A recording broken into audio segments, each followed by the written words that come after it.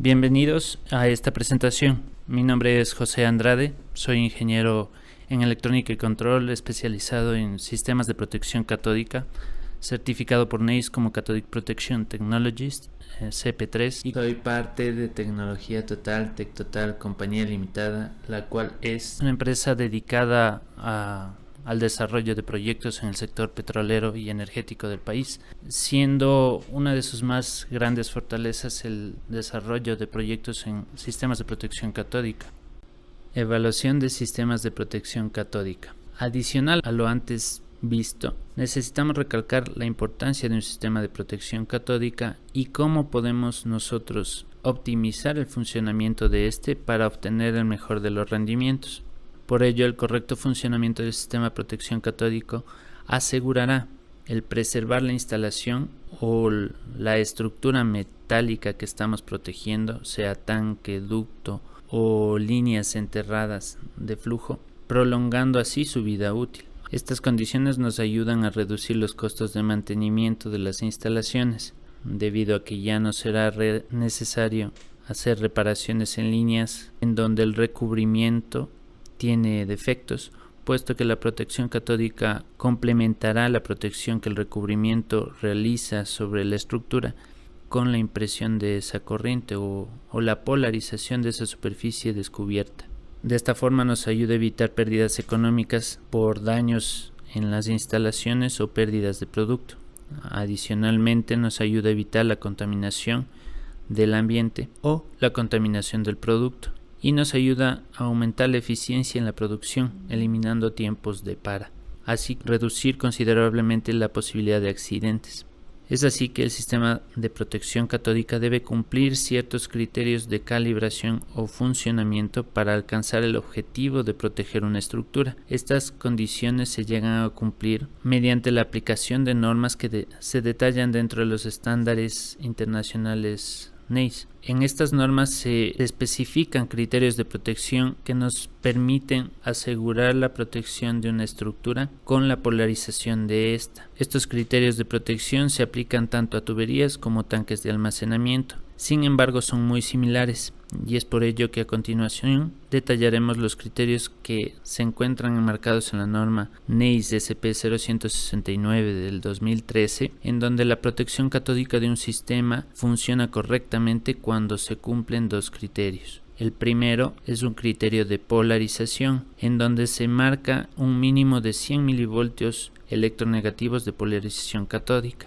medidos durante la formación o decaimiento de la polarización, que a su vez satisfacen el criterio requerido. El otro criterio mediante el cual podemos asegurar que una estructura está protegida es el criterio de potencial polarizado, en donde el potencial estructura electrolito medido con una celda de cobre sulfato de cobre debe ser de al menos 850 milivoltios o más negativo. Este potencial puede ser medido directamente a través del uso de un equipo especializado llamado interruptor de corriente, o bien se debe interpretar el potencial cuando se tiene corriente aplicada al circuito, en donde requerimos consideraciones específicas acerca de las caídas de voltaje en el suelo y en las partes metálicas. En la siguiente diapositiva podemos ver los criterios de protección explicados en una gráfica, en donde se entiende como potencial polarizado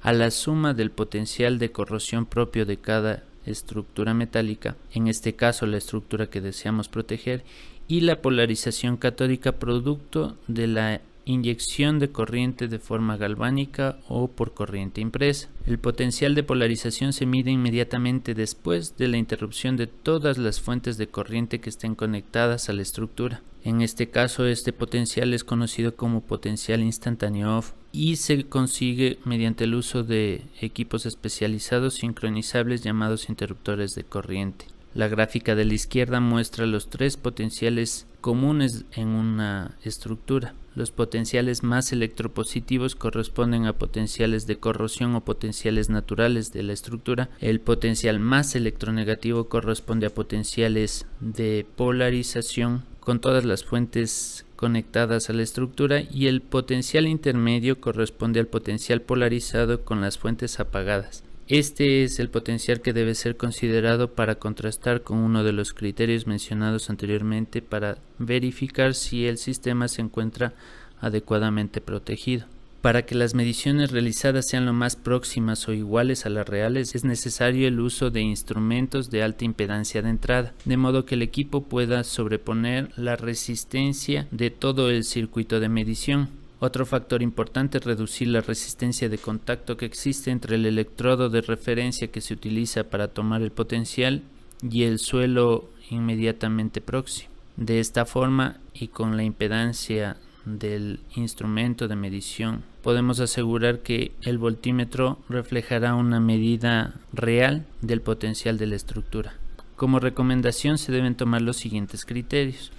Se debe considerar un ajuste al criterio escogido en caso de presentarse estructuras sometidas a altas temperaturas,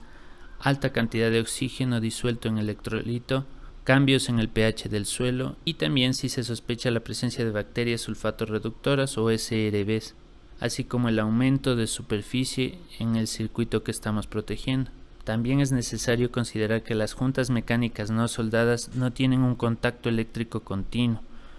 Por ello es necesario o conveniente realizar un puente eléctrico que asegure la continuidad entre estas dos partes de la estructura.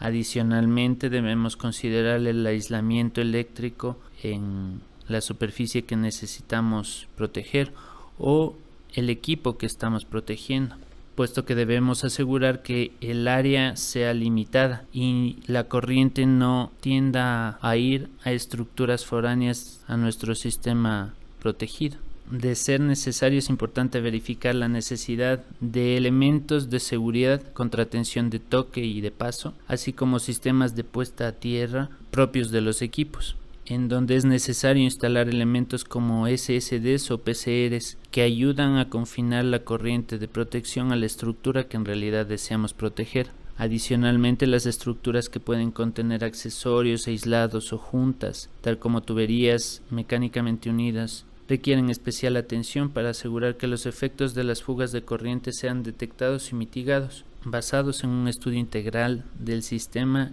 y de la aplicación. Vamos a entender lo que la polarización significa. La polarización es el resultado de la aplicación de corriente continua sobre la superficie de una estructura. Este resultado modifica el potencial propio de la superficie metálica a valores muy próximos, haciendo que la superficie tenga un potencial igual en toda su extensión, lo cual convierte a la superficie metálica en una superficie equipotencial, en donde cualquier deficiencia o exceso de energía resultado de los procesos de industrialización se reduce. De esta forma se puede mitigar la proliferación de celdas de corrosión en el propio material. Eso se muestra en la figura del lado derecho de la diapositiva, en donde vemos cómo la polarización hace que la superficie o las distintas áreas de la superficie metálica obtengan un potencial más electronegativo y toda la superficie se convierta en una superficie equipotencial. Los factores que inciden en la polarización se enuncian en esta diapositiva y son aquellos que pueden perturbar la estabilidad de un sistema de protección catódica. A continuación vamos a detallar los factores que inciden en la polarización de una estructura protegida. Y se entiende como un factor que incide en la polarización aquel que puede perturbar la estabilidad del sistema de protección catódica. Estos pueden ser una concentración de hidrógeno en el suelo que modifique el pH del mismo. Adicionalmente se puede tener una cantidad de oxígeno disuelto. También la humedad relativa y la composición del suelo forman parte integral de un factor que incide en la polarización de la estructura. También la temperatura en la cual opera el equipo que estamos protegiendo, así como si se sospecha de una actividad microbiológica, en este caso bacterias que puedan consumir el azufre residual como resultado de la producción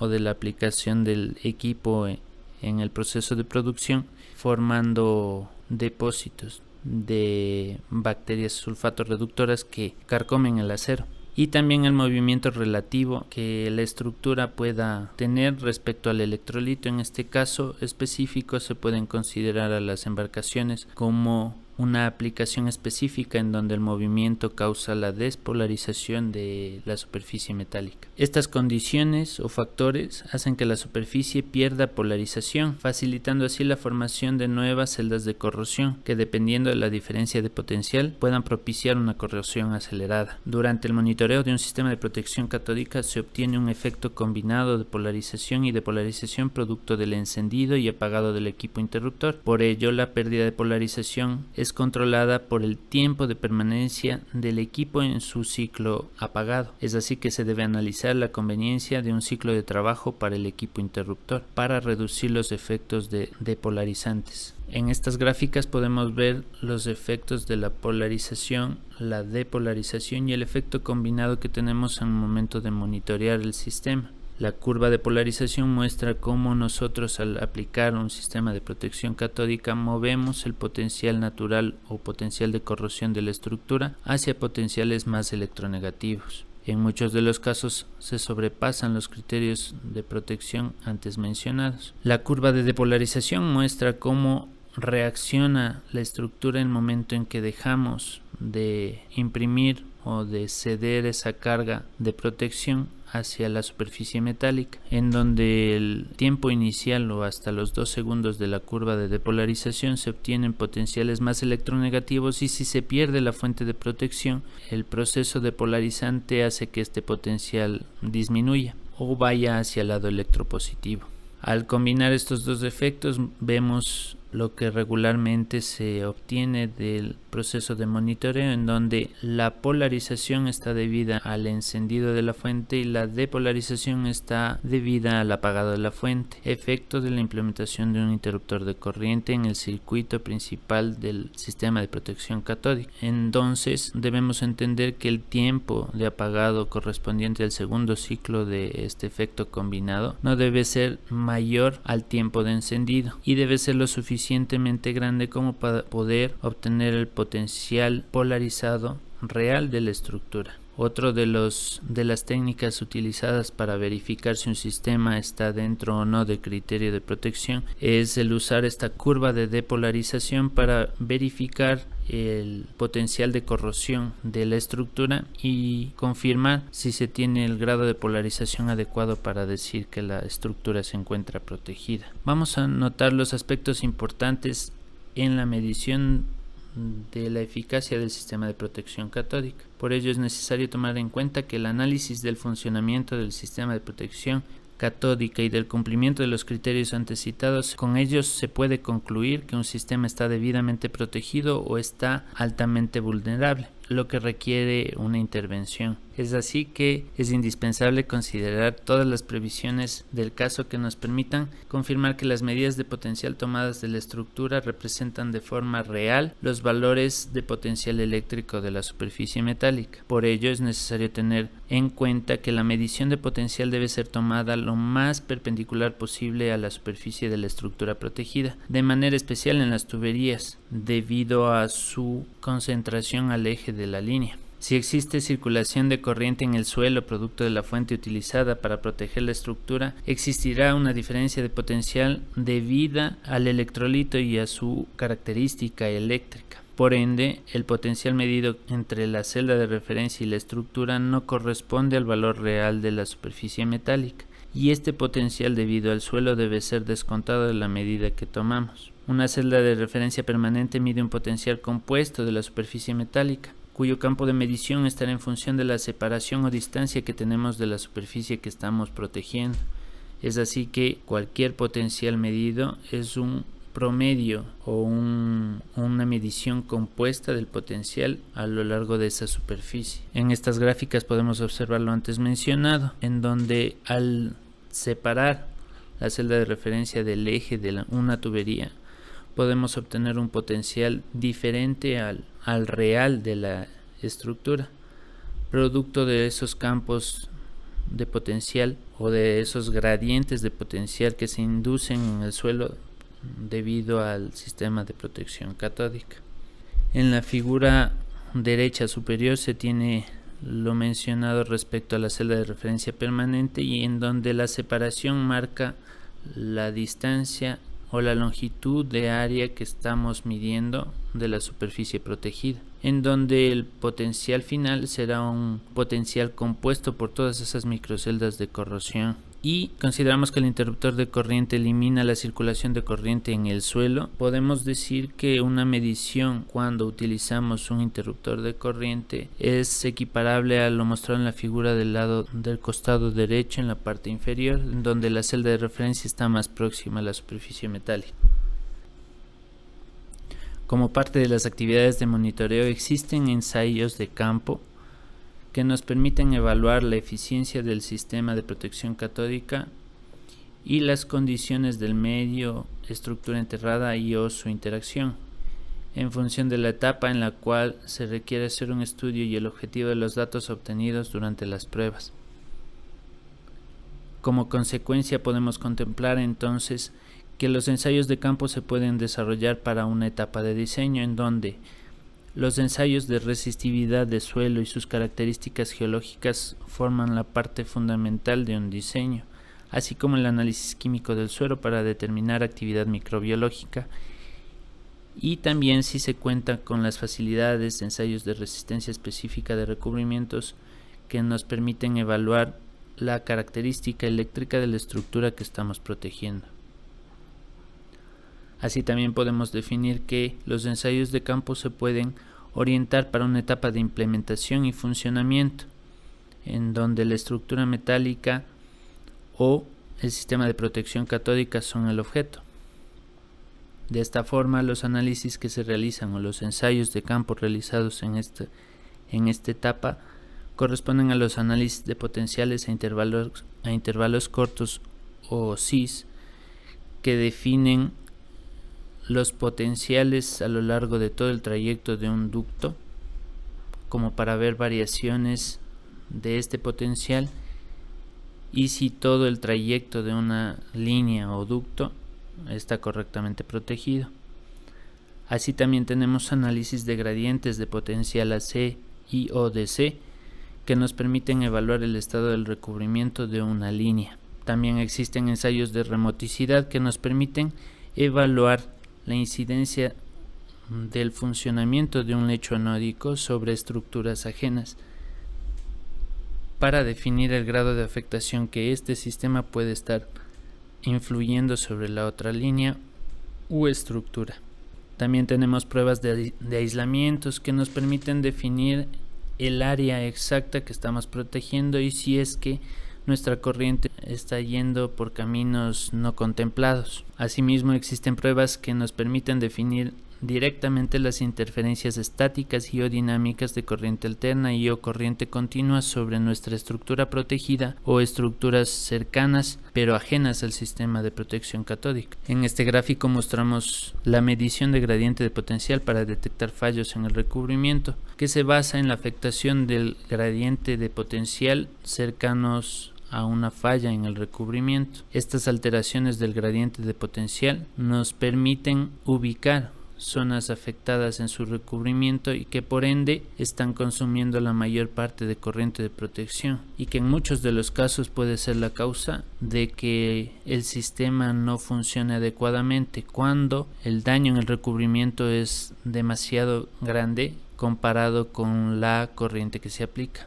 En algunos casos esto se puede compensar haciendo una calibración del sistema de protección catódica, pero depende estrictamente del nivel de afectación del recubrimiento en una línea. En esta gráfica mostramos un ensayo de campo referido a los aislamientos y su eficiencia, en donde se muestra cómo debería realizarse por parte del operador o personal de mantenimiento la medición de una junta de aislamiento. Para este caso se puede utilizar una celda de referencia y un multímetro de alta impedancia de entrada que nos permita verificar el potencial en ambos extremos de la línea aislada. Si obtenemos diferencia de potencial entre los dos valores medidos, la junta de aislamiento está en buen estado. Más si tenemos un potencial similar en ambos extremos y sumado a eso, mediante la aplicación de una corriente pulsante en uno de los dos extremos vemos la variación en el otro, podemos definir que una junta de aislamiento está en mal estado. Otra de las técnicas que se utilizan es la medición de la junta de aislamiento a través del voltímetro, en donde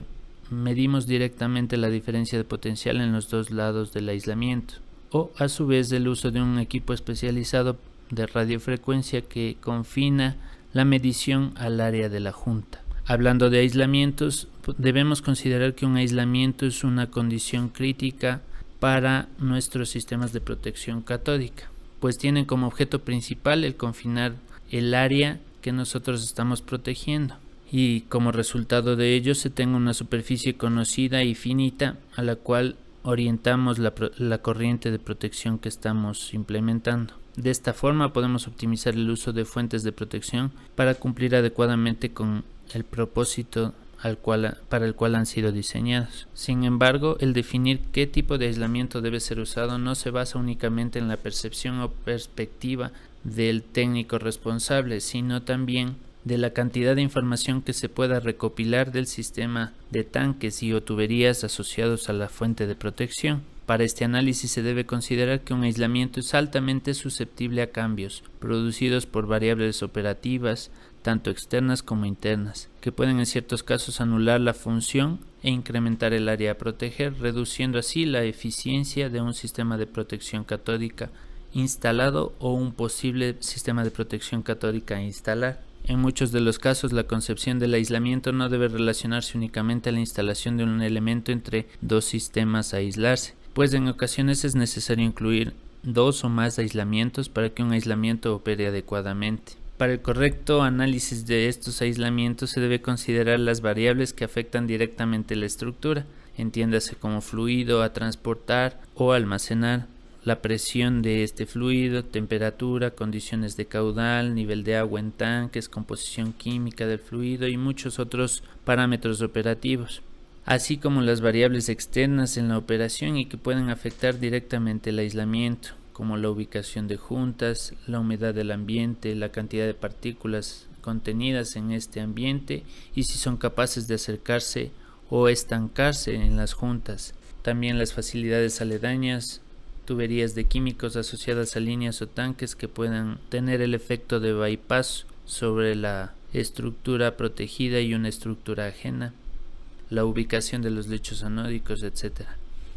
Estos parámetros externos e internos deben ser analizados y estas variables nos permitirán escoger adecuadamente el elemento aislante o el conjunto de elementos aislantes que serán capaces de cumplir con la función de aislamiento requerida. Así podemos notar los siguientes: los aislamientos típicos como juntas de aislamiento dieléctrico para uniones bridadas, las juntas de aislamiento soldables conocidas como juntas monolíticas, barreras primarias o geosintéticos utilizados debajo de tanques, carretes de tubería reforzados construidos a base de materiales aislantes, carretes de tuberías de acero recubiertos con materiales altamente resistentes a la abrasión y o materiales altamente resistivos como PVC, bitumen, caucho, etc., que se usan como separadores en la soportería de dichas estructuras. Aquí podemos observar una gráfica con los diferentes aislamientos que se deberían considerar dentro de la implementación de un sistema de protección catódica para confinar el área a proteger. Como ya mencionamos, las juntas de aislamiento dieléctrico ubicadas en juntas bridadas regularmente, las juntas de aislamiento soldables conocidas como juntas monolíticas, que en este caso tienen la misma función que las juntas bridadas, sin embargo son utilizadas en aquellas aplicaciones críticas en donde una junta bridada no es la solución. Hablemos de gasoductos, líneas en donde el fluido interno puede ser de baja resistividad y permita un salto de corriente desde la parte interna de la estructura, y casos similares. Los aislamientos tipo barrera, conocidos como geosintéticos, que se utilizan en el fondo de los recipientes de acuerdo a normas API actualizadas y que son una barrera primaria de contención que adicionalmente forma una barrera eléctrica con las estructuras de la cimentación o la parte externa del recipiente. También los aislamientos como carretes de tuberías reforzadas, que son construidos a base de materiales aislantes, fibra de vidrio y otros materiales resistentes. Vemos la imagen de un carrete de tubería de acero recubierto en donde se puede considerar una junta bridada, sin embargo esta junta es implementada en fábrica y los materiales utilizados son altamente resistentes. El aislamiento es asegurado desde fábrica y se utiliza un recubrimiento interno para prevenir saltos de corriente debidas a flujo. Otros de los aislamientos utilizados son las cunas para tuberías, los U-bolt recubiertos de material como teflón o PVC y accesorios para tubería de químicos y o accesorios para tuberías auxiliares que permiten aislar eléctricamente este tipo de accesorios. De esta forma concluimos con la presentación y esperamos que la información presentada pueda servir a todos aquellos que requieren y o mantienen un sistema de protección catódica como parte de sus instalaciones. Si requieren mayor información, pueden contactar al correo info@tectotal.com.es o acceder mediante nuestra página web y redes sociales descritas en los links de esta presentación. Se despide de ustedes José Andrade.